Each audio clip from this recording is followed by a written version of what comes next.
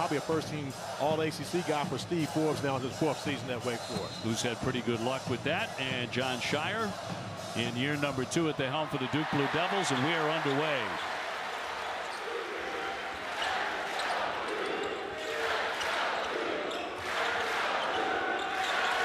On the move, Jeremy Roach coming in at 14 points a game from the corner. Swished in by Filipowski. What a nice start for him. That's a great start for Flip. Hasn't shot the 3 as well as of late.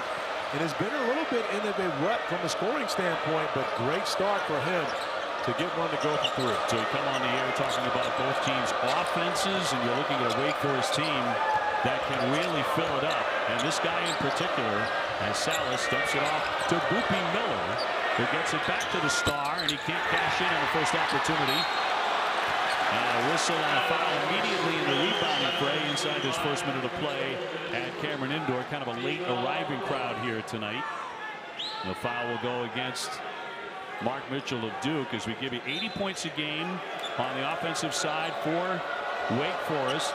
47% shooting and 39% from three-point land. And way downtown, that'll climb out.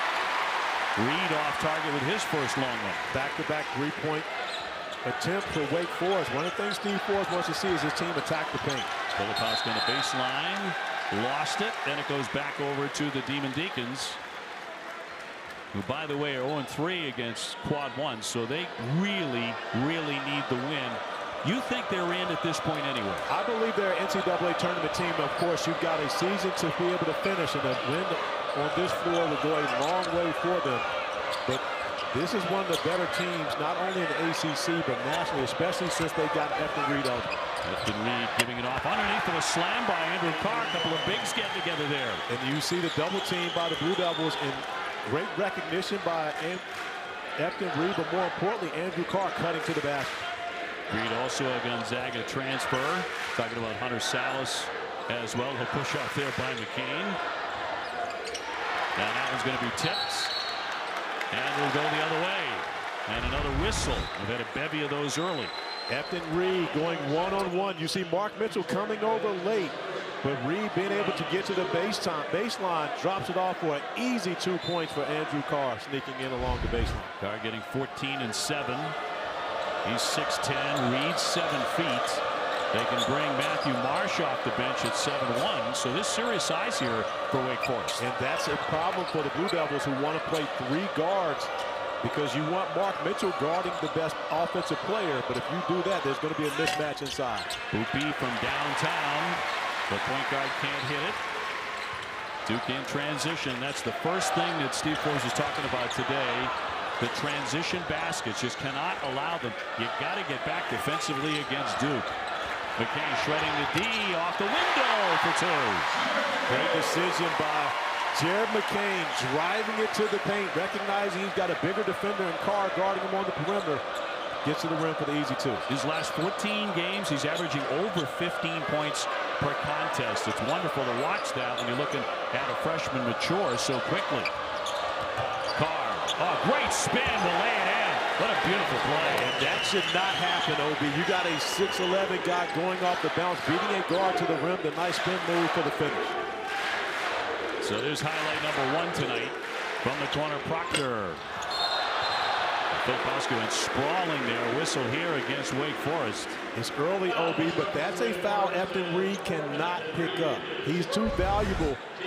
But on the other end of the floor, you see Andrew Carr with a nice spin move, the finish. He's off to a great start.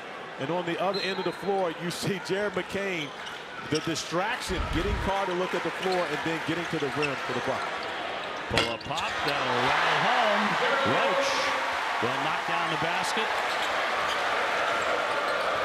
The senior who has gone over 1,000 points in his career for the Blue Devils. And Duke with a 7-4 advantage.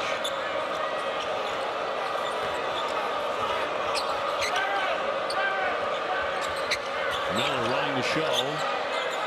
Carr squaring up. Taking on Mitchell. Filipowski over the help. They'll flip it to Hildreth in a long one. He can be very dangerous beyond the 3-point line. He wanted another attempt there. Look at Miller. Can't stick it. Hildreth again on the tap out.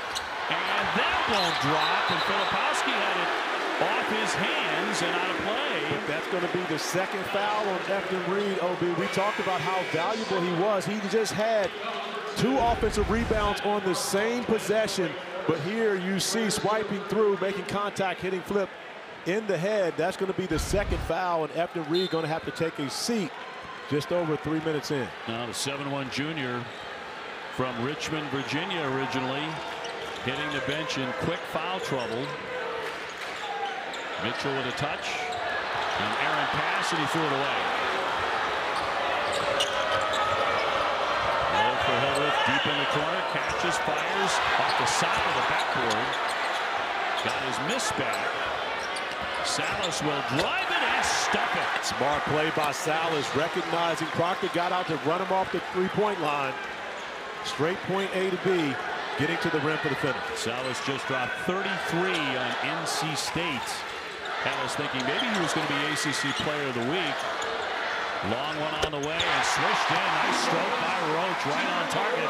He's 44% out there. Jeremy Roach is so comfortable shooting the basketball this season. He's played so many different roles for this Blue Devils program, but now it's a sniper from beyond the arc. Carr getting out of the double. We'll see if Sallis begins to heat up on the drive. Rebounds tipped, and here comes Duke. Duke 37% beyond the three-point line as a team. Filipowski will try one here and caught a lot of iron. He hit his first one, but not that one. Wake Forest, good shooting team. 38% outside the three-point line. Also a very good rebounding team. They do a lot of things well, especially on the offensive end of the floor, but one of the tops in the country at defensive rebounding, getting about 32 a game. Shot clock down to 4. Sallis trying to make a move here. Stumbled. Fired it up there and airmailed it. Never got to the iron, so that's a shot clock violation. And Duke clamping down on the Wake Forest star in the early minutes. Forbes travels and trials. Immediately, he went into coach mode and said it's attack mode. He told her, I'm built for this. You've been taking care of me for 30 years. Now it's my turn. He added, as coaches, we talk about resilience, toughness, and attention to detail. He said no one exemplifies that more than his wife. Absolutely, Angel. And Coach Forbes so proud of his wife, Janetta. And one of the things for Coach Forbes, he had to be away from his team for 42 days. After that, didn't rejoin his team until September the 18th. With the transfers that you have, OB, that was part of the reasons why they got off to a little bit of a slower start. But this Wake Forest team right now, they're in a great mood. Man, he was in Kuwait, you know, of all places to be that far away. 7,000 miles, Angel said. Hildreth thought about the three. Sallis to penetrate. Scoop, bang, he's got 2. Hunter Sallis continues his scoring effort, but one of the things for Wake Forest, they're 0 of 7 from beyond the three-point arc. Steve Forbes knows that they're going to have to make threes to be able to compete in this one. On the drive, Foster will draw the foul. And, you know, of course, even in a situation like that, he's got like a tear in his eye talking about his lovely wife and everything she went through. He was like, yeah, 7,000 miles away. So it was like 4 planes, 3 trains, and a bus by the time I finally got home. And you can't even imagine what you deal with mentally making that trip, trying to get back home, to see your loved ones going through that. Fortunately, as Steve Forbes has said, his children were with his wife. Angel.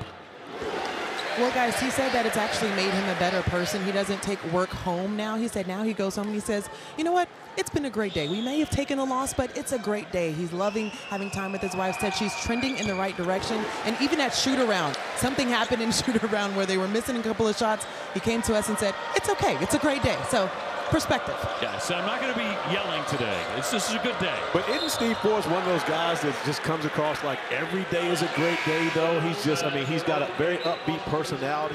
He loves this team, by the way. He thinks that this team has a chance to be really, really good. Kevin Foster with the foul. I didn't realize, talking to Steve today, he was a ball player, a baseball player in college. He was a pitcher. He once gave up a grand slam to Tim Salmon. Do you remember him? The Angel slugger? I remember. And he said, all I told the umpire was just get me another ball. Hildreth will turn and fire. And he's off to a cold start. Duke with a 12-8 advantage. Filipowski. Working on the 7-footer Marsh. Swooping in for two. That's a veteran move. That is definitely a veteran move, and you see no help. So they're going to allow Marsh to play Filipowski one-on-one on the block because you're fearful of the shooters on the floor. You've got 4 dead-eye shooters on the perimeter for the Blue Devils. Filipowski with 5. Got Marsh 7-1 from Cornwall, England. There's definitely an international flavor here. Filipowski went for the block. Shutting down Carr. Proctor wants that paint. Kicks it back out for Roach. Big fight for the rebound and a foul on Duke. That'll go on Sean Stewart. His first. Well, Sean Stewart knows how to defend the rim. But as you get into the painted area, who actually gets this block? Is it Stewart? Sean Stewart got that block. Flip comes in second.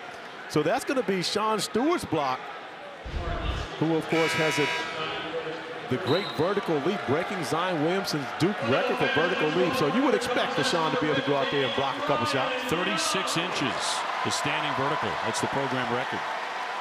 Not too shabby. And that's no small guy jumping that high either. 6'9", that's right. Freshman from Florida.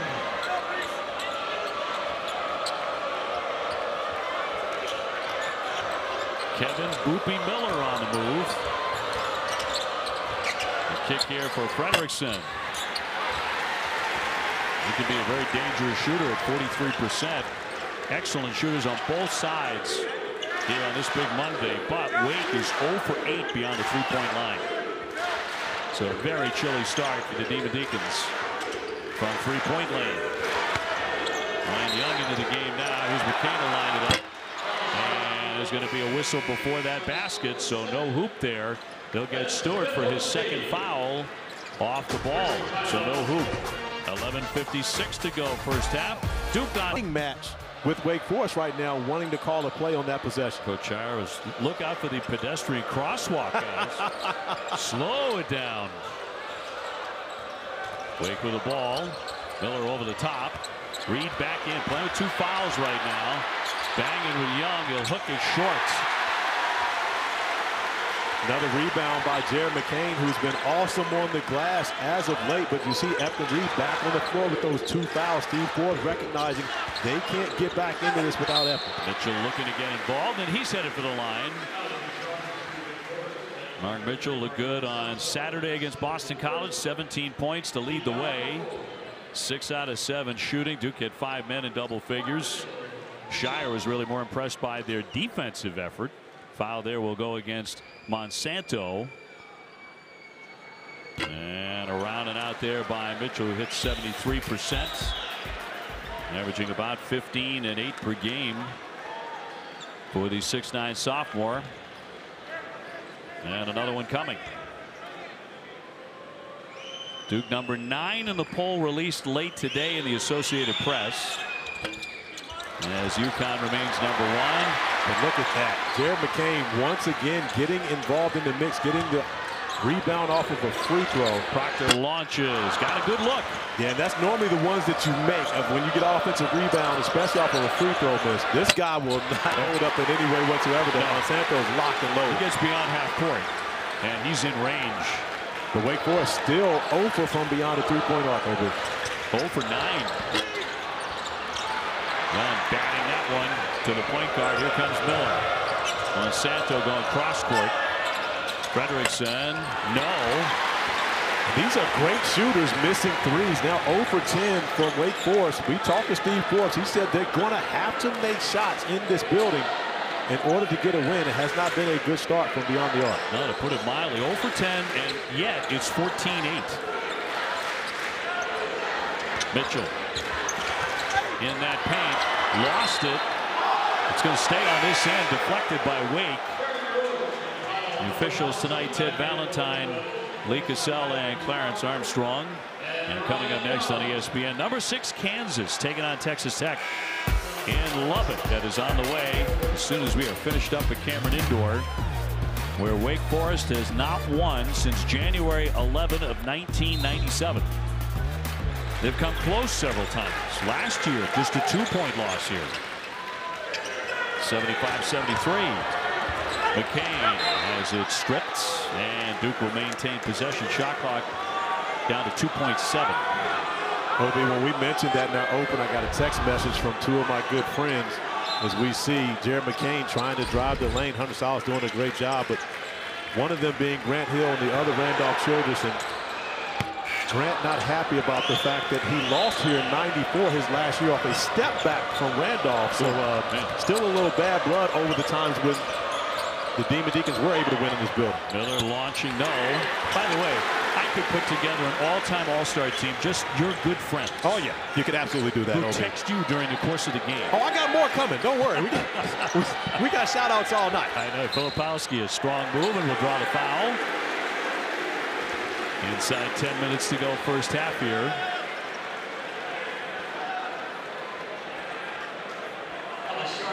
And Efton Reed now picks up his third foul. Wow. That is on Reed, number 3, who wasn't in the game very long. After picking up number 2, he's going to stay in here. I think they're going to change that foul to Monsanto. Even still, I would get him out regardless, because look at who he has to guard. That was a foul right there that they got away with. Efton Reed can't play like that aggressively, especially knowing that he's playing with 2 fouls already. Roach has that one clang out. So 14-8 Duke. It's been frozen there for a little while. And again, the three-pointers, there is a lid on that basket for Wake. 0 for 12 now from three-point land. Efton Reed out, hedging. The screen and roll turns into a Sallis finish on the other end, and that's one of the things Steve Forbes talked to us about. They've been a more aggressive team as of late, not playing as much drop coverage, but now hedging those screen and rolls, forcing a turnover on that possession. Sallis with 6, came in averaging 19. Mitchell looking to make a move, some contact. He'll lay it in, not to be denied. That's his first basket tonight.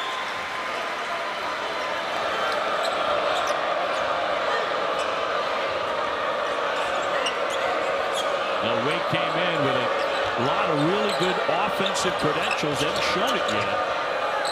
Efton Reed would have taken that shot earlier. Doesn't take that one, but had another collision right there where he's not called on the foul.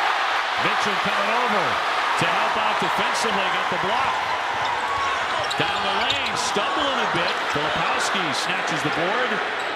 McCain straight on. No. This has not been a three-point shooting clinic. It has not, especially for two teams that shoot the three so well. Monsanto there gets it. And finally, they're in the three-point column. And he is the guy. Demar Monsanto is always looking to find a way to get a three-point shot in the air. That time able to knock down the first one on the evening for the Demon Deacons. He came back about a month or so ago after a year away with a knee injury, but man, can he fill it when he gets rolling. And how about Jared McCain once again on the offensive glass? He told us John Shire is now allowing him to be able to go to the offensive glass, but before he was having to be one of the guys getting back on defense. There's 4 rebounds already tonight. Filipowski way short. And now Wake with a chance to tie it up. He got it to the right guy. Monsanto will swish it home and ties it at 16. And John Shire looking at his team wondering, why is this guy wide open? Everyone in the building knows who the shooter is for the Wake Forest Demon Deacons, and they have gotten it going in transition. Hunter Sallis getting out the dunk in transition. And then Demar Monsanto with the step-back 3-ball, not once, but twice, filling it up from beyond the arc for the Demon Deacons, who have tied it up at 16. Monsanto, he wasn't there early in the season, and we also mentioned Efton Reed was eligible late December. This is a different Wake Forest team than we saw early in the year. And news on Reed, they went to the monitor. They did give him that third foul. Efton Reed now does have 3, so they did change that to him. But Filipowski will knock it in. Even though he did get that third foul, he was very productive in the time where they had to go think about it. You look about what he did defensively and also on the glass in that stretch where they had to go over and check the monitor. So he did steal some minutes in that first half. Sure did. Under 7 to play. Sallis will get it out to the big. Oh, that missed ugly by Marsh, the 7-footer. That means you're wide open for a reason, big fella. And he stepped on the line, so it's not even a three-point attempt. Proctor. Swing for Filipowski. Nice give down there. Mitchell with the stuff. And Filipowski with a terrific pass. But you see the difference with no Efton Reed on the floor. You've got a double team Filipowski, and just like that, a 4-0 run for the Blue Devils. To Mark Mitchell along the baseline for the two-hand slam. So Duke by 4. Hildreth averaging 14, slamming on the brakes. Filipowski came over defensively. Miller cross court. Sallis got it. That's a 3. OB, he is what we like to call on one right now. Hunter Sallis knocking down everything, getting it going from the perimeter along the three-point line to go along with his scoring in the paint. So Wake started 0 for 11 from the 3. That's going to be swished in from the corner. McCain right on the money. He's 38% there. And he's only under 40% because he had a 1 for 8 performance against Boston College from beyond the arc on Saturday. Didn't shoot it well, so much so that he actually had his grandparents out rebounding for him after the game, and it worked because Jared McCain stepping up, knocking down the 3 in the corner. I tell you what, how about your grandparents fly in to watch you play? You don't shoot it well, and you got them on the floor in the post game out there rebounding for you. Right. That was a great story. He had a big smile on his face. Thrilled to see them there. Didn't have a great offensive game, but he had a great rebounding game. Absolutely has. Had 4 double-digit rebounding games thus far this year, 3 double-doubles. Miller on the spin. Filipowski with the rejection. Underrated part of Flip's game. Got to get a shot up. Hildreth driving it, and a whistle there. Yeah, that's going to be a foul. Hildreth wouldn't have gotten that shot off. Wow. If not for the foul. And now you're going to see Lee Cassell and Ted Valentine both looking to see, was that foul committed before the end of the shot clock? As both officials are going to go over and look and see. You get a look at the shot clock, and there's the reach right there. Oh, just in time. That will be a foul. McCain getting a hand on Hildreth before, with just about 0.2 seconds remaining on that shot clock. Great shot there. Yeah, Very evident. How about the camera crew here? Our guys are the best, OB. And I say that with all humility. So it'll be Hildreth headed to the line. He's 81%, we assume. You see the reaction by Flip, though. He knew that the shot clock was running down. He was bothered by the fact that that foul happened right before the end of the shot clock as it's expired. 5:22 to play here at Cameron Indoor. And Cameron Hildreth from Worthing, England will be headed for the line. Filipowski with foul number 1. Our ACC-SEC Super Tuesday doubleheader starts in Syracuse. Orange taking on R.J. Davis and number 7 North Carolina at 7 Eastern, followed by Antonio Reeves and number 22 Kentucky hosting Ole Miss at Rupp Arena. Both games on ESPN and the app.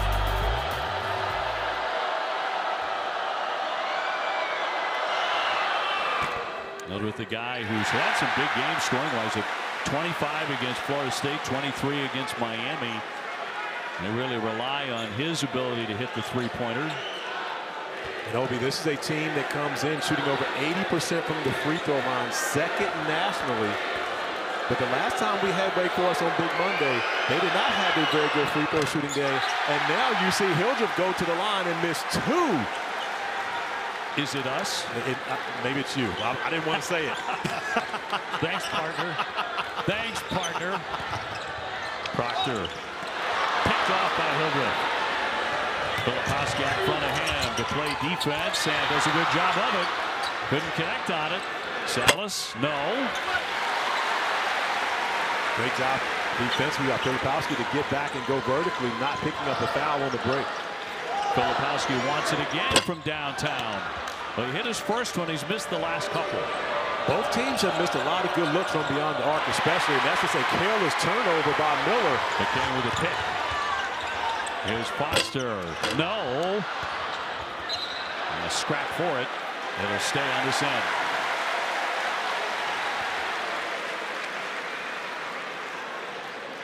Well, for two teams, they really hang their hat on their ability to score. It's been a low-scoring first half. Absolutely has been, with a lot of great looks from beyond the arc. Just neither team really being able to get hot. But if you think about what's going on, you've got to be careful with the Blue Devils, especially on this floor, because they can get hot in a hurry. Good job by Foster there for a moment to keep it alive, but back over to Wake. Sallis in traffic. Kicks it for Miller. Not too strong. Another great look, though. Hunter Sallis being patient in the painted area, finding Miller, who just can't knock it down from three. Look at the numbers. A combined 6 for 29 for both teams. Ugly. Hildreth in transition, wants to attack, and can't finish it. Some ugly shooting percentages, particularly for the Demon Deacons in his first 20 minutes. And yet they're right there. The Duke unable to separate in this first half simply because they're unable to make shots as well. Mitchell going strong. Back that one up there. Clarence Armstrong going to go over and talk with Ted Valentine. I believe that Monsanto was in the restricted area, and that is going to change. Great job by this officiating crew to be able to figure it out. Duke with a 4-point lead, which now. All right, gentlemen. Looking forward to halftime with Kevin, Seth, and Jay. We'll see. I'm just glad Jay Will decided to come to work today. I mean, you know, we had finally got him into the studio. Now he doesn't want to sit at the desk and talk with everybody. So the call, indeed, as we mentioned, was a block. They reversed that. The basket was good by Mitchell, and now one foul shot for Mark Mitchell. And a three-point play. It was absolutely the right call. Lamar Monsanto still wasn't even set, trying to get over to take that charge. Great job by officiating crew to be able to get that right. So Duke with the biggest lead in what has been a pretty ugly first half, shooting the basketball. That's the guy right there. You want him taking as many shots as you possibly can. Hunter Sallis not deterred by the hand of Kyle Filipowski in front of him to knock down the step back three. There's 12 in this one. On the drive, McCain tried the glass. No, Mitchell looking to keep it alive, couldn't do it. Miller behind the back. Sallis will fire. Can't hit it. Tyrese Proctor finds Filipowski in the paint. Tough pass. Mitchell had it pop free, but Duke will keep it with 2:49 remaining in the half. Mark Mitchell wanting a foul on that possession. Andrew Carr had a whole lot of arm as Mark Mitchell was trying to get a shot in the air. Officials have allowed these guys to play here, especially in the painted area tonight. Proctor slicing in. No. Marsh came over to harass him. Miller slamming into the defender. That's an offensive. Boopy Miller. And here's the problem. Proctor still down on the other end of the floor.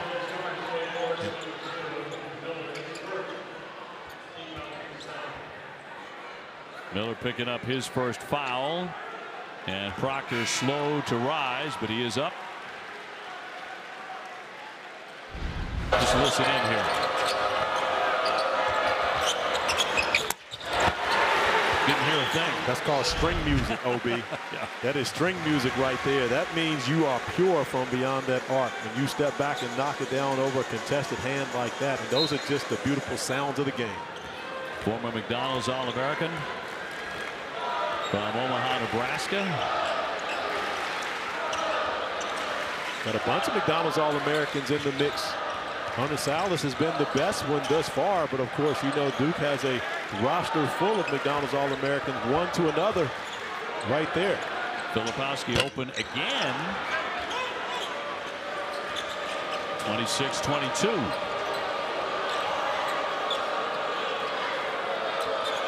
A couple of brief runs beyond the three-point line, but generally both sides have been quite chilly. Sallis finding a big Carr, swatted away by Mitchell.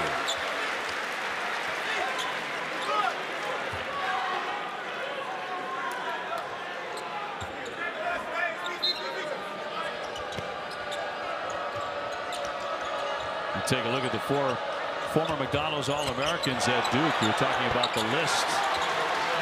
That's always been the case, always was under Coach K. As the other McDonald's All-American for Wake Forest, Sallis gets another bucket. But speaking of McDonald's All-Americans, looking forward to calling the game this year, OB.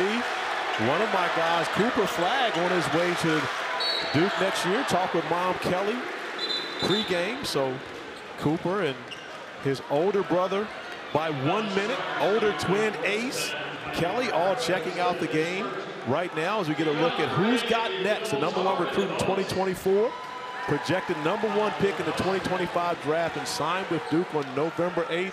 And I can tell you right now, he is as good as the billing. He is that good, and not a guy that's going to jump off the charts and come out and average 25 a game as a freshman, but makes every winning play you can imagine. Duke's 6th overall, #1. Duke by 2. Wake with the ball. Sallis looking to operate. On the dribble, kicks for Fredrickson. He can't stick it.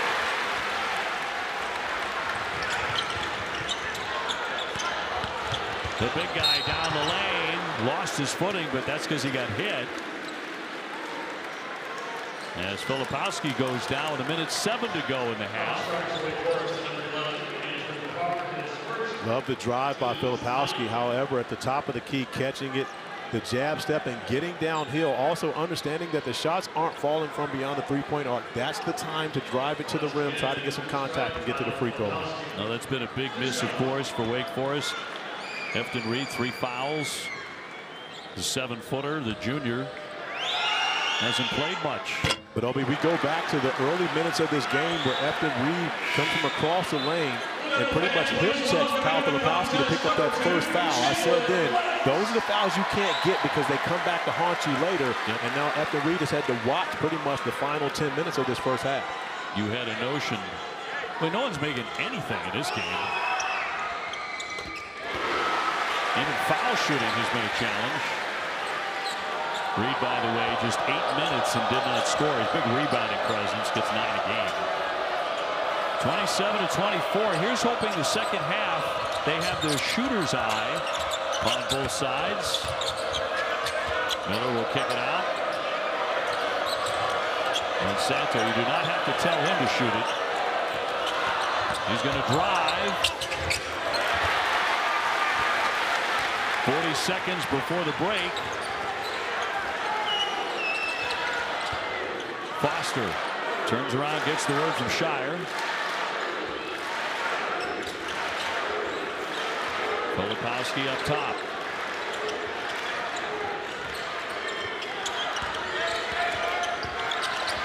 Down to 5 on the shot clock.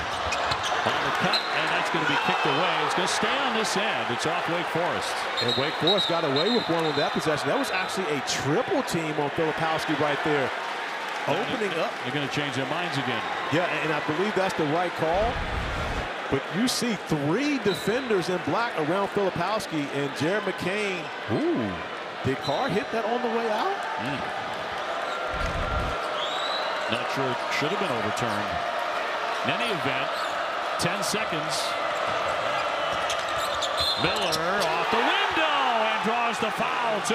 Now think about how big of a play that was. And I'm not saying that it shouldn't have been Wake Forest ball, but we don't know for certain because we didn't get an opportunity to truly see if that went off of Carr or not. But it could be a potential game-tying 3-point play for Boopie Miller at the line, who goes off the bounce. But Duke still with 7.1 remaining to try to get a good look here at the end of the first half. Mitchell's second foul. Miller, excellent foul shooter, 84% on a very, very good foul shooting team. And #1 in the ACC. And he knocks it at 27. One more look at that play. As we see it, that goes off of Andrew Carr. So another break for the Blue Devils. You see it skims the arm of Carr. Roach, some contact there. Filipowski knocks it down. And that's the end of the half. So Duke goes to the other end, using those 7 seconds right to the nut with the basketball on a floor they have not won on since 1997. 2-point loss here last year. Reed playing with the 3 fouls. Filipowski will foul him right away. Kyle Filipowski with 10 points to lead Duke in the first half, and he'll pick up his first foul officially. We love the action from Steve Forbes starting the half to be able to get the basketball inside to Efton Reed, forcing Kyle Filipowski to have to play some defense. Flip didn't have to defend much in that first half, but Efton Reed to foul trouble. Reed making the first one. Let's go to Angel. Corey, you should coach, because that's exactly what Steve Forbes said. He said we have to make sure that we keep Efton Reed in the game, understanding that he can't lose his aggressiveness at the rim. On the other side, John Shire said we're defending great, held them to 28% in the first half. However, he said we have to take and look smarter on offense, take better shots, work better together. They only had 7 assists in the first half, but they weren't knocking down shots as well, guys. And Angel, along with those 7 assists, Duke had 8 turnovers, and the only way I'm coaching is if you come out of retirement to play point guard for me. So you figure that out. I mean, Corey, you coach every broadcast. We're talking about 2 hours of coaching every night. But one thing Chris Carroll told me earlier today, Obi, I don't win or lose. That's the good thing about it. Reed just picked up foul number 4 in the opening 29 seconds of the half. But that's the thing, when you get 3 in the first half, oftentimes coaches will decide not to even start that guy in the second half because you can't be as aggressive. And Efton Reed just has to understand, playing the 3 fouls, you can't be that aggressive. You can't reach into that trap. Use your 7-foot height, keep your arms straight up, and then force a tough pass out of the double team. They actually did go over and review that foul. I mean, it's an obvious foul. You see he hits Filipowski on the arm, forcing an errant pass. Watch the right arm of Efton Reed. He hits Filipowski. The ball goes straight up in the air. That's a foul. If you're Efton Reed, you just stay straight up. You're still going to be a tough pass, Filipowski, because of your size. There were a lot of calls reversed in the first half. Very high number. That's unusual. Filipowski. Oh, it was in a cylinder. Somehow it kicked out. If I'm Flip, I'm counting that one, OB. In my mind, that shot went in. You shooters are all alike. In my book, it went. As we were tied at 29. Carr slamming on the brakes. OB, that can't happen. Carr has McCain guarding him. Carr's 6'11". He's got to score that bucket with McCain guarding him in the post. Under Sallis, Filipowski picking him up in midcourt. He throws it away. Roach over the top, Filipowski, and draws the foul. He takes a hard seat on the baseline. Duke running a really nice break, and Andrew Carr has the 2nd foul. We talked about the sounds of the game. Listen to this one. That's the sound of a toilet flushing. That's the tidy bowl right there, OB. It went all the way around, but fortunately, well, hopefully toilets don't do that. They don't spin them back out like that one did. That's the end of that conversation. I'm not even good. 18:56 to go. And Filipowski at the line, 65%. ACC preseason player of the year.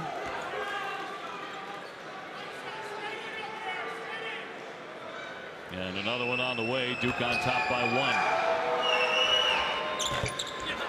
You can't connect on that. Duke has won 24 in a row over Wake here at Cameron Indoor. Demon Deacons trying to put an end to all that misery here tonight.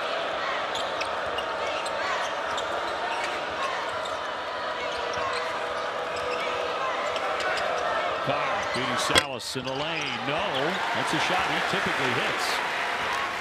Again, coming on 14 points in the first half. Coming on 33 in his last game against NC State. Nice give for Mitchell. Whoa, a tough angle, and he made it. And he took the hit. But Obi is just not a smart foul by Marsh. He gets over there, he gets to the spot, and denies Mitchell the shot. But look, he hip checks him. And if you're going to foul at that point, grab his arm. Don't let him get the shot off, because that's an easy bucket for Mark Mitchell with the contact. 9 points.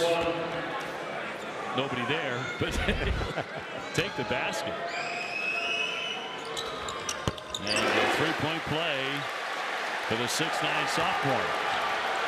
Mark Mitchell, who led Duke in scoring with 17 points on Saturday, now in double figures. The front line has been all the scoring. Oh, it's going to be a slam by Carr. Talk about an easy basket. He has 6 points. And this may be the route that Steve Forbes has to go, putting Carr at the 5 position and having shooting around him to be able to space the floor. Duke 28-3 when Mitchell scores 10 or more points, and he's 10 tonight, as you pointed out. Hildreth will take it himself and took some contact too.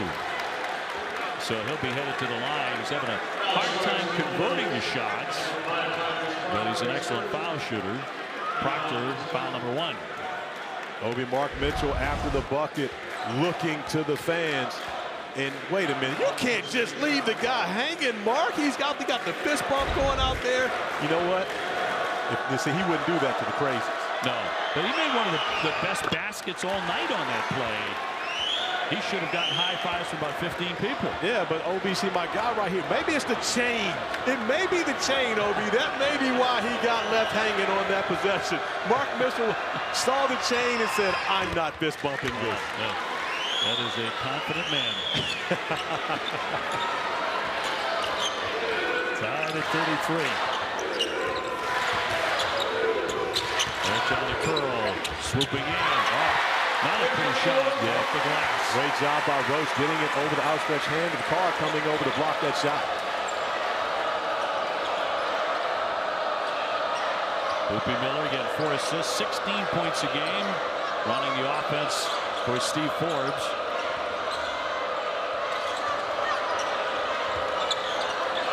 And Santo bouncing for Carr. Carr can really be explosive. Trying to get inside, denied by Filipowski. Mitchell on the dribble. He gets it to go. Give Mitchell a dozen. Now Santo. This could be like layups for him, though. With his tremendous range. Offensive rebound gives Wake Forest another opportunity, but this is danger zone for Wake.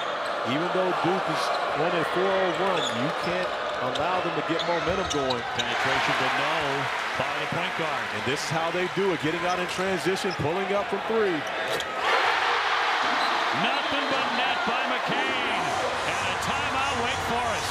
Steve Forbes talked to us about exactly that. You cannot let the Blue Devils run down in transition and see a wide open look. Jared McCain burying the 3, pushing it to a 7-point game.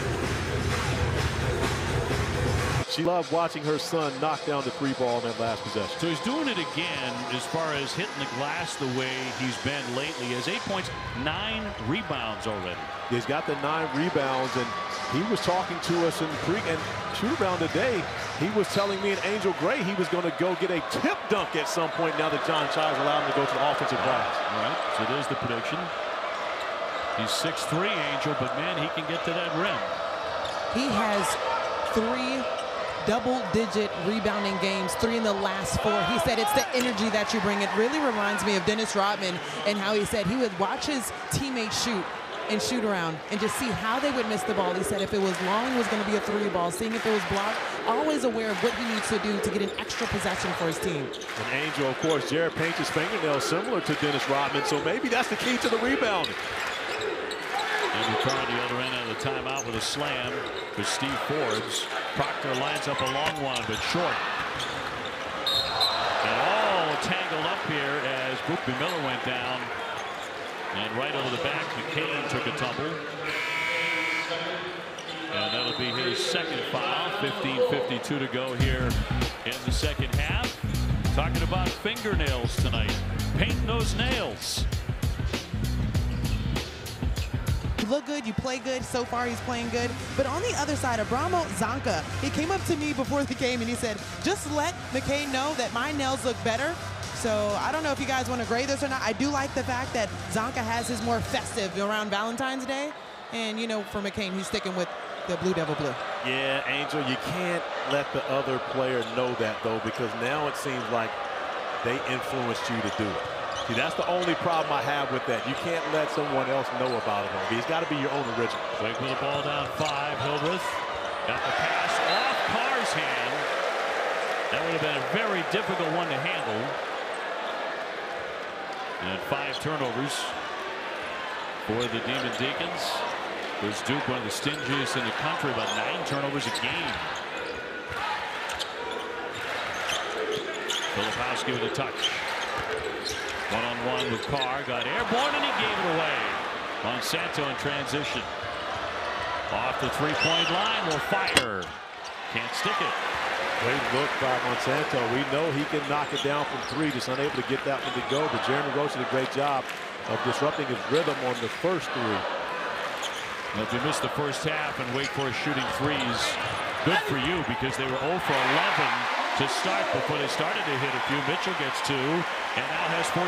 Mark Mitchell's been the star here of the second half of the Blue Devils. Had 7 points at halftime and already 7 here within the first 5 minutes of the second half. I always wonder if you're an opponent, are you on the edge of a long Duke run here on this floor as Duke commits the foul. No basket, 14:35 left. Roach will pick up his 3rd foul. It's always important those first 5 minutes, especially in the second half in this building, and you see what's happened since halftime. Duke outscoring Wake Forest 13-8, but more importantly, Efton Reed picking up that 4th foul, which limits him pretty much this entire second half, and Wake Forest is a different team with him on the floor. Sallis to work. Scoop. Yes, that's a beautiful play to the other side of the iron. Hey, what? There's no slowing down Hunter Sallis. OB, I think he right now has to be a first-team All-ACC selection, and if so, he will be the 3rd straight transfer to do that for Steve Field. And Mitchell really feeling it. He's getting hot. He's got it all going now, OB. We know he can attack the basket, score in the paint, but when he starts making the 3 ball, that makes Duke unguardable. Now we'll see if Sallis will answer. Coming in at 19 a game. A lot of people think he's a pro. Driving it around Proctor. Airborne banks it in, and a whistle too. That's part of the reason why so many people think he's a pro. At 6'5", has the ability to be able to go off the bounce. We know he can shoot the basketball extremely well. However, is more than just a shooter, able to get downhill through the contact, finish. And now the opportunity for a 3-point play as Hunter Sallis is able to finish on one end. Mark Mitchell on the other end, knocking down the 3 ball. 10 points in the second half already for Mitchell. By the way, Jared McCain just picked up his 3rd. No 3-point play there. 45-39. Hunter Sallis with the ability to put the Demon Deacons on his back. He's trying to do that here in the second half. Filipowski feeding Mitchell, a dribble down and denied by Carr. And now a late whistle. Clarence Armstrong coming in. Looks like the fast break had started. Now he's going to be foul number 3 on Carr.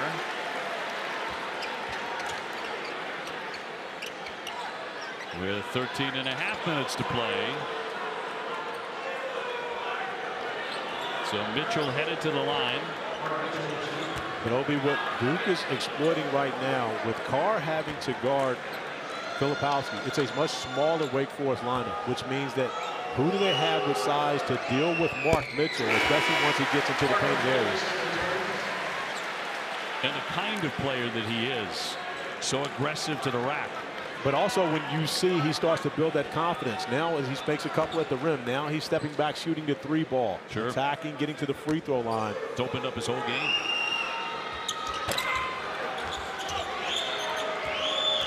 Hey guys, John Shire said Mark Mitchell is definitely someone that you have to keep your eyes on. He said he's the X factor for them in this game. He said we have to get him established early. He called him the best connector that they have. Every time down the court, they said he needs to touch the ball. I know he wanted the block there, but down the court, they said everything that he does makes them better on the offensive end. Well, Wake Forest not going away. Hildreth with the drive, the 6'4" junior from England. Yeah, to Angel's point, Mark Mitchell has been absolutely the connector here in this second half, but he's done it with his energy and with his effort. Roach going in strong, but no basket. The foul came before that. Teddy Valentine with the whistle. Mitchell 15 points, 8 rebounds again tonight, 18 and 5. That is going to be foul number 4 on Andrew Carr. Wake Forest 6'10" senior as he heads to the bench. Efton Reed, the 7-foot junior, has been in foul trouble almost the entire ball game. He remains on the bench. Going to be very difficult for Wake Forest with both Carr and Efton Reed on the bench. Steve Forbes has had the luxury of being able to rely on at least one of those bigs up front. Mitchell's pass tipped, and Duke will retain. It's a small thing, OB, but they teach you as a young player, when you go for a steal, go with that inside hand to make sure that you stay in position. If Hunter Sallis goes with the inside hand, he's got 2 points on the other end right there. But it's a lot of size on the bench for Wake Forest, as you mentioned. Wake Forest has never led in the game. Filipowski will try another. He chased that one. He knew it was off. But Mark Mitchell once again getting his hands on the basketball. Picked off. Frederickson out in front of the field will lay it in. And understand, Jared McCain playing with those 3 fouls may have reached in on that possession if he weren't, but can't foul and have to go sit down with 4, so just pretty much concedes the layup. Duke's biggest lead has been 8. Cut to 3 now. Filipowski with a nice scoop. He has 13 points. Nice adjustment for Filipowski around the basket.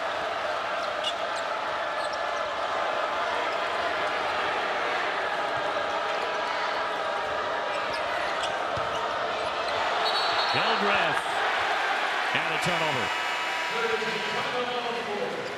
11:52 to go. His private home and watch some hoops with our great pal Mitchell in close for 2. His big run continues. It absolutely has. Mark Mitchell has become the offense for the Blue Devils here in the second half, so much so that John Shire now goes to him coming out of the timeout. He has 20 points. Sallis finds an opening. Not this time. Tipped up and in. The big guy, Marsh. 7-footer with a bucket. Every time you think Duke might start to open it up, Corey, here comes Wake again and make a big play. And Hunter Sallis missing an easy one, but Marsh not conceding it. Look how far Duke has to start their offense. Give Wake Forest a lot of credit. Almost dribbled that one away. 4 seconds to get off a shot. He'll fire. Knock it down. Confident looking jumper. Everything that Jared McCain does is confident, OB. He is a silent assassin, and he does it all with a huge smile on his face, but he's an absolute killer on the court. Duke did not shoot it well at all in the first half. They're 9 for 12 in the second. We thought that might happen with these 2 teams. Sallis attacking again, lays it in. You can see Hunter Sallis intent on getting into the painted area. Steve Forbes wants his team to attack and then recognize if it's an opportunity to score or spray it outside for their team to shoot a 3. It's been opportunities for Sallis to score in the last couple of possessions. Sallis, not enough people are talking about the season he's having, as that's batted out by Wake Forest. 19 points a game. You know, in league plays, over 50% shooting, way over 40% from 3-point land. Coming off 33 points in the last game against NC State. He's had a bunch of those kind of games this season. He has 20 tonight. And it seems like anytime he wants to put it to the deck and drive it, he's going to get the basket. Rebound. Oh, that's a great play by Flip. Recognizing he couldn't get that basketball, OB taps it out back to his teammate. Filipowski getting him a second chance. That time McCain asking for a foul and gets one. Again, a little bit late on the whistle. 53-47. But how about when you get the ACC's preseason player of the year doing that? Between 2 Wake Forest defenders, he recognizes he's not going to get the basketball, but has the presence of mind to be able to tap it out to a teammate. Hildreth with his first foul. Efton Reed back on the floor now, playing the 4 fouls, still 9:40 remaining. Steve Forbes going to take his chances with his veteran big man. He's got to play smart. Proctor Got a great look. Mitchell, another second effort. Filipowski draws the foul. Almost made it too. He'll be going to the line and shooting a pair. 9.5 to go. And it'll be Kyle Filipowski to the stripe, where his percentage has dipped throughout the season down to 65%. 13 points, just 2 for 5 at the line so far tonight. Duke trying to win their 19th game of the season, looking to go to 10-3 in the conference. Blue Devils are featured on Thursday's ACC Network women's basketball doubleheader, starting with number 16 Notre Dame taking on number 6 NC State, followed by Duke and number 12 Virginia Tech. That's a rematch. Virginia Tech only losing 2 conference games this year. One of those here at Cameron Indoor to the hands of Carol Lawson and the Duke Blue Devils.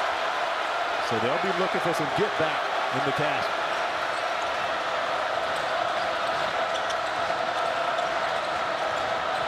Sallis. Hildreth with a shot clock inside 10. Trying to take that baseline, gave it up.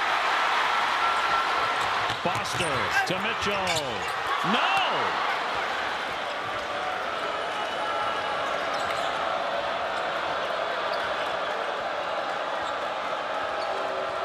(55-47) Duke. Sallis thought about a 3. Fredrickson really good beyond the 3-point line. Swishes that in. Big bucket by Fredrickson, and the first time he's played on this floor, but is not timid at all. Steps up, knocks in a huge 3. Wake Forest now made 7 of their last 8 field goals. Well, thank goodness we knew it wouldn't last the way they both started out beyond that line. Foster to Mitchell. Kicks it back for Foster. He wants to shoot the triple. So a window opening up here for the Demon Deacons. They just won't quit. Well, give Wake Forest a lot of credit, but Duke has allowed them to hang around, and the longer they hang around, the more confident the Deacons become. Reed pounding it into the lane, gets 2. And this becomes a 3-point game.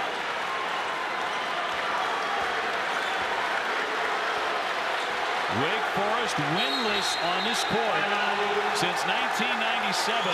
They force a Duke timeout with 7:45 remaining. We've talked about our sounds professor here, the ninth wonder. Ninth is a professor in the history of hip-hop, black cinema, the 1990s, and hip-hop production here at Duke University, also at the Rock Nation School of Music. Grammy Award-winning producer. And he missed the Duke game at Carolina because, of course, Obi, he was at the Grammys. He's not missing anything right now, but he's a little concerned. He's a little concerned right now, and when I tell you this guy loves Duke basketball, he introduced himself as a great friend of Coach K. He starts with that, and then anything from there, you know, goes downhill. This is your ticket. Look at him. He's saying it's a shooting foul right there. Nice, spent a lot of time with me on the Nike circuit. We both are part of the Nike Academy. He's correct. It's a 1-and-1. Yeah, he wanted to make sure his guy, Jerry McCain, got to the line. 83% for the freshman from Sacramento. Ranked by ESPN the #1 high school player in California, McDonald's All-American. He has 11 points, 10 rebounds ahead of this foul shot.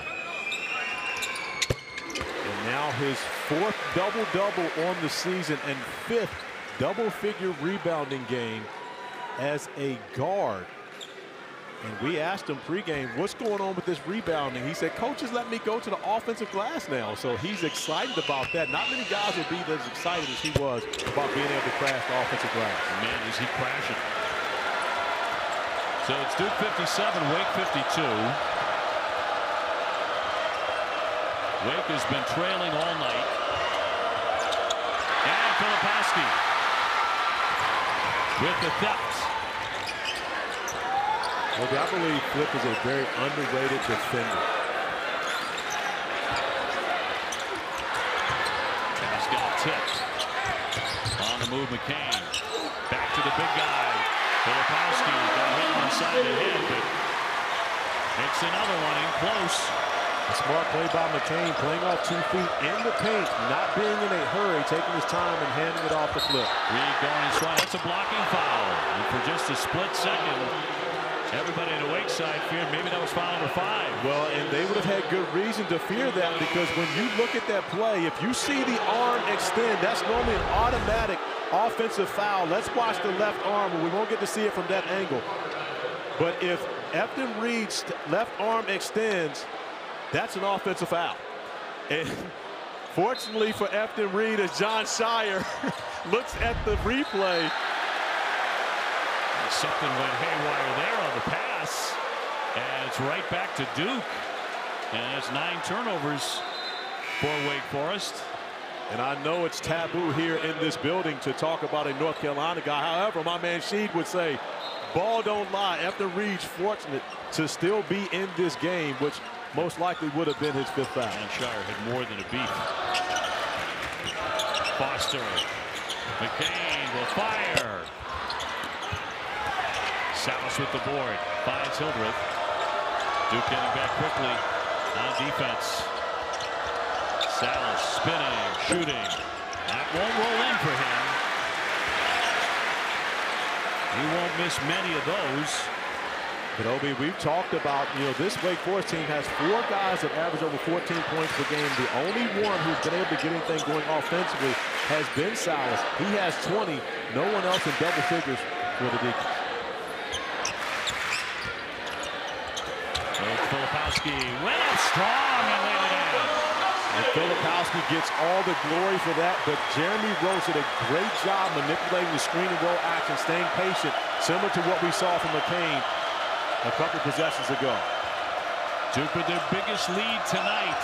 Frederickson, yes, they needed that one. They absolutely did. How about the young fella stepping up and his first time playing in Cameron, knocking down big-time threes, his 2nd 3 on the evening. Now, Forbes has called him one of the best shooters I have ever signed. And you can see why. Deadly from the 3. Rhodes tiptoeing in, swatted away by the 7-footer. Marsh made sure of that one. 5:28 left. Jeremy Roach just patiently waiting, and then Filipowski to be able to shield off the defender with that left arm, concentrating through the finish. Okay. Spin move, draws the foul. Went down hard, too, on that baseline. But I love the fact that Jared McCain doesn't just rely on the 3. He's showing that he's more than a shooter, willing to go in the painted area, take on all challengers, and find a way to get to the free throw line when teams run him off the 3-point line. Cameron Hildreth, his 3rd foul. And the freshman back at the line. 5:23 to go.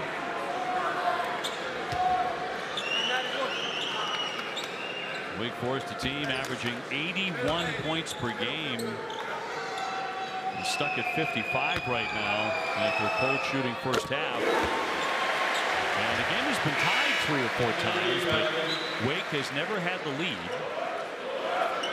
Reed is back on the floor now for Marsh, playing with 4.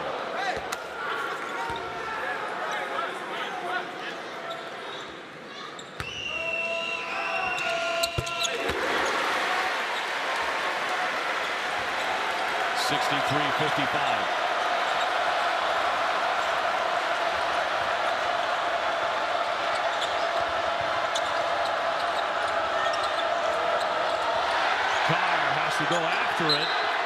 It'll stay here. Mitchell thought it had been deflected off a car. Ted Valentine, Clarence Armstrong, a little nonverbal communication on that one to make sure they got it right. Mark Mitchell out in the passing lane, and that does go off Carr. Another break for Wake Forest. Mark Mitchell's reaction, knowing that he did not hit that out of bounds. It's been a challenging night for this crew. Hildreth up off the window, too strong. Tap back out. He'll try it again. No, but stuffed in. Reed with the basket. And another break for the Demon Deacons, which should have been the Blue Devils basketball. John Shire not happy with Clarence Armstrong and the officiating. However, the Crazies loving the energy from Coach Shire. They're working off the coach tonight. Uh-oh. Swished in by Roach. He nails a long one. 66-57.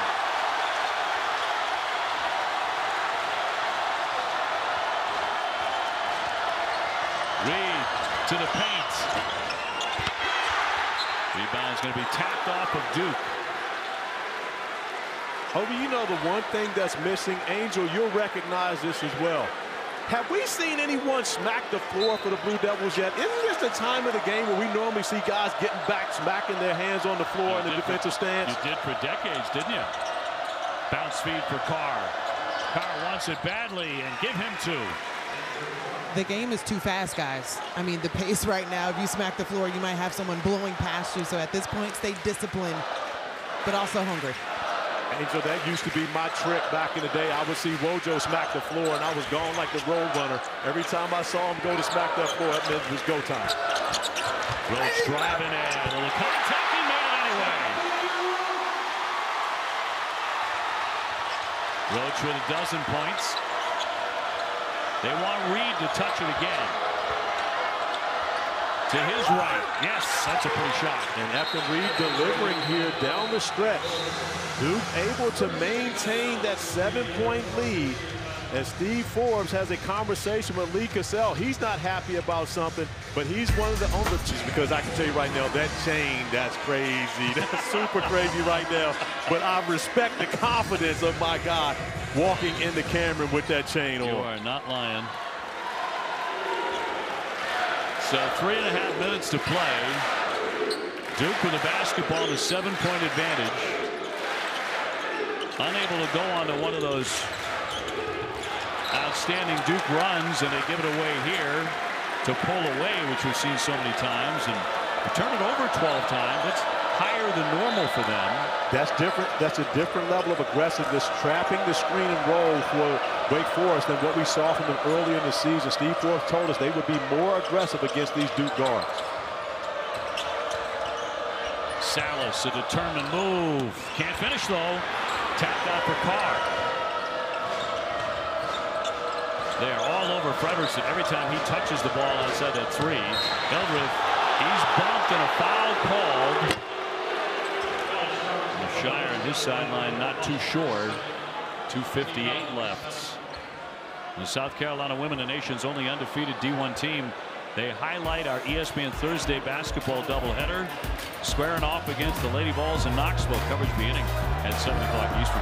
Angel Gray going to be in there on the call on that one to watch my big sis Dawn Staley on the road. I wonder if Angel, will Andrea be there also? She's a Tennessee alum. I'm not sure. Hildreth second into the 1-and-1 coming.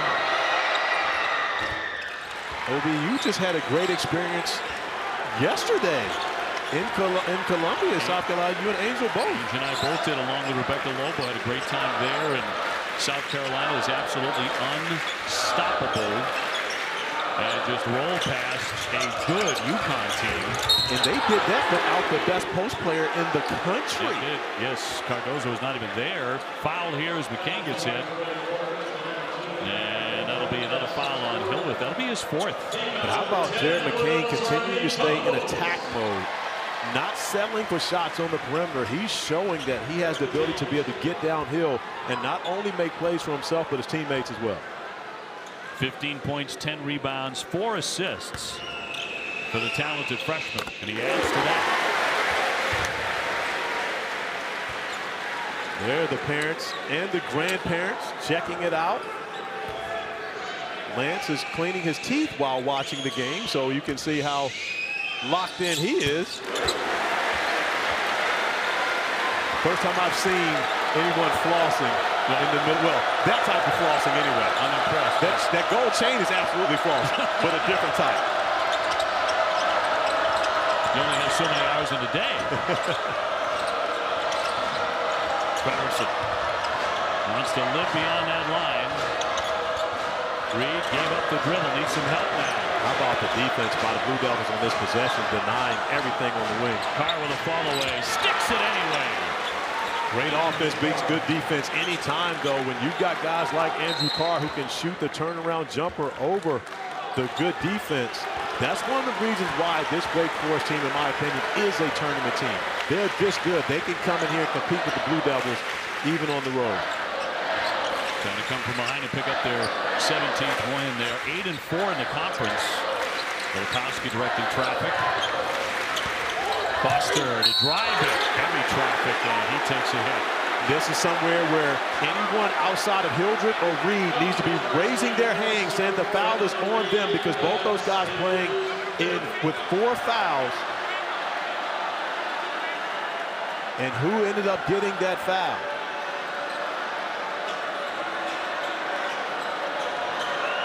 .150 on the clock. And of course, if it's on Reed, he's done for the night. Caleb Foster attacking the basket, and that foul should be on Fredrickson. So fortunately for Wake Forest, I'm not sure who was called on, but Fredrickson was the one who reached in early. And if there's ever a foul to complain about, that's the one for Efton Reed. If you go back and you look at that, that foul was on Fredrickson out on the perimeter, smacking down on the arm of Caleb Foster. Well, they're calling it number 5 on Reed. But watch the action. The first foul, boom, there it is. That's Fredrickson with the first foul on that possession. Now, if that one, I'm throwing a fit, OB. If I'm Steve Forbes, that's the one you've got to be a little more, because if you're going to go back and look at a foul, sure, that's the one to go look at. Yep. Been some interesting calls tonight. Second one also good from Foster. 72-65.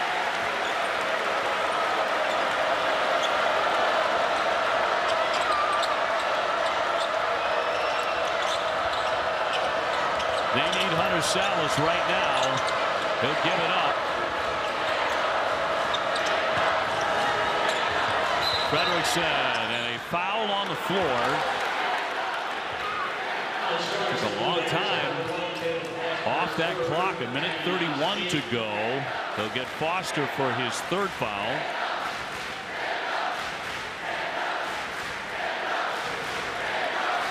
So it'll be 1-and-1 time for Parker Fredrickson. He's 67%. A freshman from Bixby, Oklahoma. But if we go back to that last possession where Efton Reed fouls out, Parker Fredrickson, as he gets older, he'll raise his hand to let the officials know that was my foul. Especially when you know your teammates. You got 2 teammates playing with 4 fouls. You raise your hand on that one to let them know, hey, that's on me, to keep your guys on the floor. Baby-faced rookie hits them both. Here's a guy we haven't heard much from throughout this game. Boopie Miller coming back into the game. But right here you see, there's the foul. Fredrickson fouls Caleb Foster well before Efton Reed even gets to him. That's where Parker Fredrickson raises his hand and says, that's on me, as soon as you hear that whistle.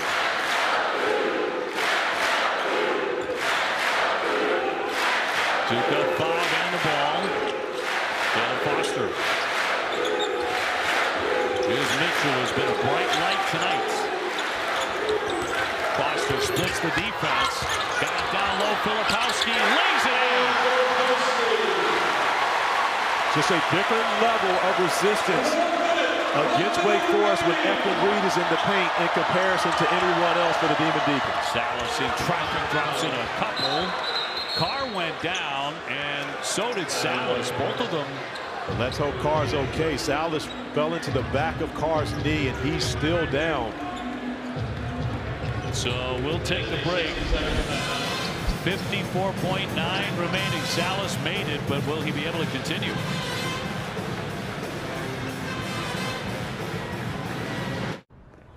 You play a home and away each and every year, so there's always a chance for the Demon Deacons. They just have not been able to take advantage of it in the last 24, and could be 25 years. And Central looked like he was trying to foul there.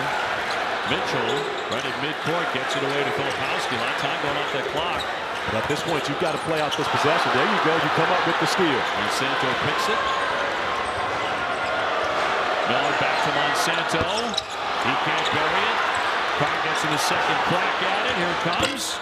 He missed them both. Two great looks by the guy you want taking that shot. Damari Monsanto unable to get either of them to go, but played perfectly by Steve Forbes and his group. They did not foul. They came up with the steal, and they got a knockdown shooter. Two great looks on the offensive end of the floor. Carr with his 5th foul, so he's fouled out. Been a lot of foul trouble in the second half for Coach Forbes' team. Give Duke credit in the second half. To this point, they've made 13 out of 15 foul shots. That is 87%. Wake Forest is the #1 free throw shooting team in the conference, but Duke's been exceptional there in the game. But a miss here by Mitchell, who has 20. Bracketology with Carolina, Duke, Clemson, Virginia. Virginia, by the way, the next team Wake will face. Yeah, Wake Forest with a number of opportunities to get quality wins going down the stretch. They have Duke at home on the 24th, and also have Clemson at home at the end of the month, at the end of the regular season. Monsanto, 0 for 3, unable to hit in the clutch here. Final seconds. Here's Mitchell for the slam, and the crowd loves that. And Steve Forbes wondering, what is his team doing, allowing Mitchell to have the wide open dunk? And a foul before that shot. 10.5 seconds to play. Steve Forbes on the floor right now talking to his team like, what are we doing? So 10.5 seconds to go. Let's get it back to the studio. Checking in with Kevin Negandhi. Well, we want to remind our audience, if you're waiting for Kansas, Texas Tech, that game currently on ESPN News about 35 seconds in. When we end things at Cameron Indoor, we will take it full from Texas Tech. Back to you. Okay, thank you. Sallis with a miss. And goes for the corner, and it was a 1-and-1. Sallis the only one recognizing that. But here's the thing, OB. When you start looking at net rankings and efficiency, what was a 6-point lead, when you allow Mark Mitchell to be able to just run down the floor and dunk it, now it's an 8-point game. Duke won't shoot again, but each and every one of those points matter when it comes to your efficiency and your net rankings at the end of the season. So Duke continues their stranglehold on Wake at Cameron.